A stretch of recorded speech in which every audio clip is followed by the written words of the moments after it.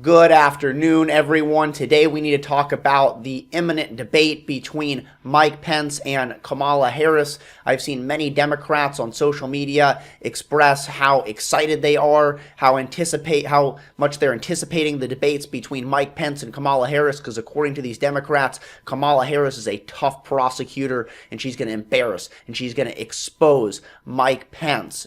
And in stark contrast, we haven't seen any excitement being expressed by Democrats for the actual presidential debates between Trump and Biden. It's almost as if they know something.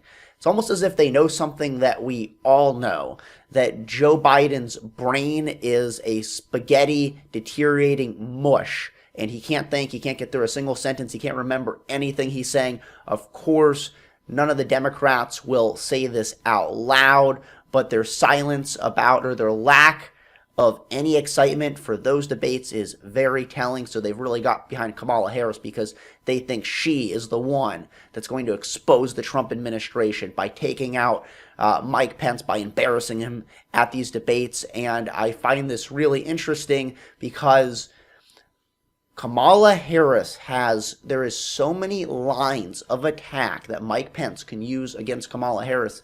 And I'm not sure if the Democrats don't realize this or if they are just completely ignoring it.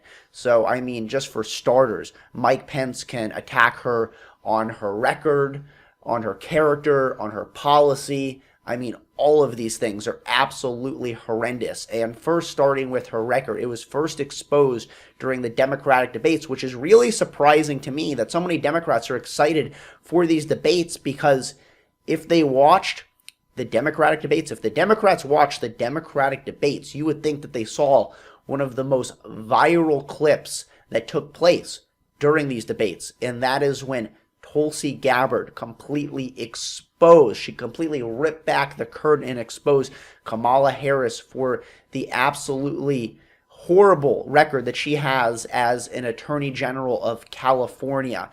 And this is an amazing clip. You can never play this clip too many times. So without further ado, I present to you Tulsi Gabbard eviscerating Kamala Harris. Now, Senator Harris says she's proud of her record as a prosecutor and that she'll be a prosecutor president. But I'm deeply concerned about this record.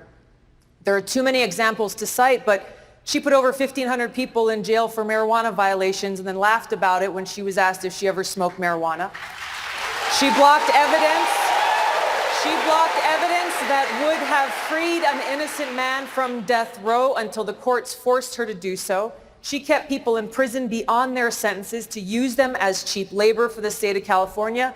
And she fought to keep cash bail system in place that impacts poor people in the worst kind of way. And after that brutal beatdown by Tulsi Gabbard, did Kamala Harris have any responses? Was she able to retort any of the things that Tulsi Gabbard had said? Of course not. And immediately afterward, I mean, the only thing she could say is, I am proud of my record as an Attorney General of California. But when you look at some of these things that she did, I mean, we're not just talking about incompetence, we're not talking about ignorance, we're talking about things that you can't really characterize as anything other than evil. When you are blocking DNA evidence from being available from an inmate that is on death row, I don't know how else to characterize that other than evil. You'd rather let a man die than to have to walk back a claim that you would put someone in jail that did not deserve to be there. I mean, this is nothing but just pure evil. And I hope Pence brings this up during the debates.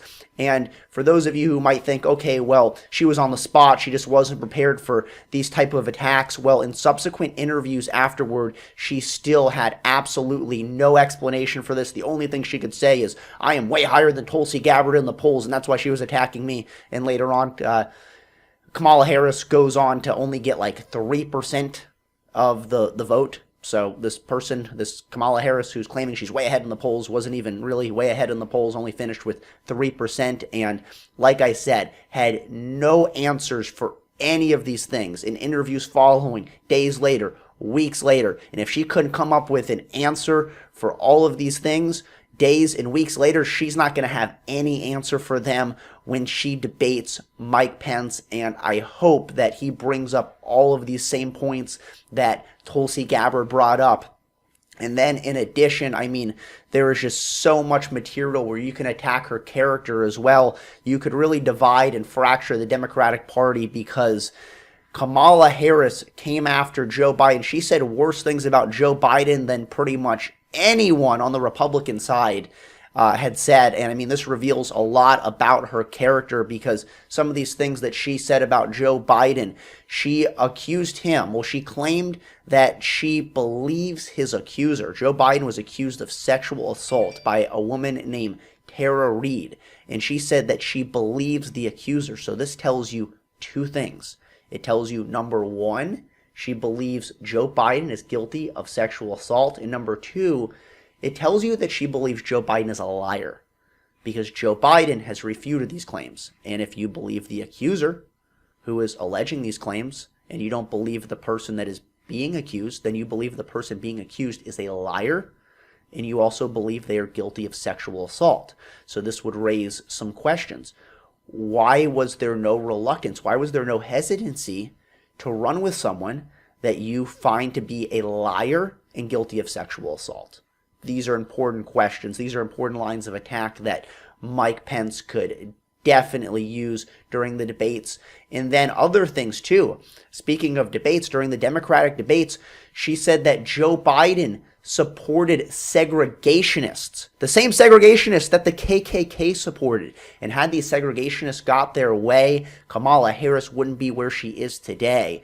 So now we have three accusations. She's basically saying three things about Joe Biden. She thinks that he's a racist, he's a liar, and he's guilty of sexual assault. So this just shows how insincere Kamala Harris is, because if she's really this big champion of the Me Too movement, then why is she running with a man that she thinks is guilty of sexual assault? I would like to know. And it really divides and fractures the Democratic Party when you have the most mean, horrible, tough accusations against Joe Biden, not coming from the Republicans, but coming from his own VP. And she absolutely needs to be called out on these things.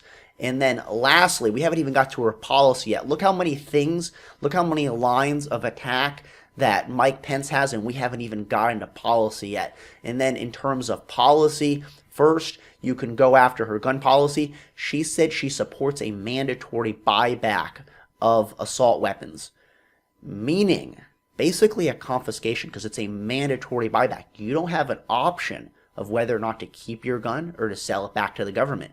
We are forcing you, we are going to force you to give your gun up, to give it to the government. In exchange, we're going to give you money. It's a mandatory buyback, but it is nonetheless, it is a confiscation, because you have no option to keep your weapon. And this is a policy that I don't think is going to sit very well with anyone that supports the Second Amendment. And then lastly, she also supports giving Medicare for all to illegal immigrants. Once again, you have people that are not contributing to our taxes at all. I'm definitely for immigrants coming into this country, going through the legal vetting process, and then paying their dues, contributing to the tax structure, contributing to the funds.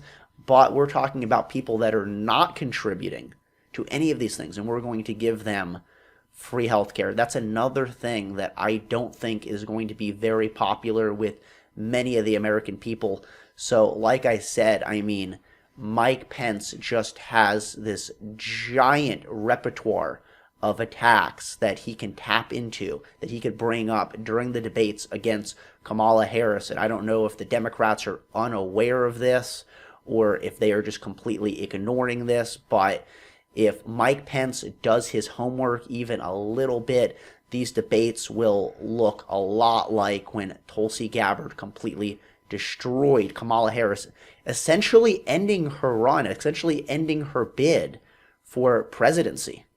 That was the beginning of the end for Kamala Harris, and I hope that Mike Pence does his homework and brings up many of these lines of attacks and completely embarrasses Kamala Harris, as He definitely will if he does his homework anyway. That's my video. Please leave your thoughts in the comments below. Subscribe, and I will see you all next time.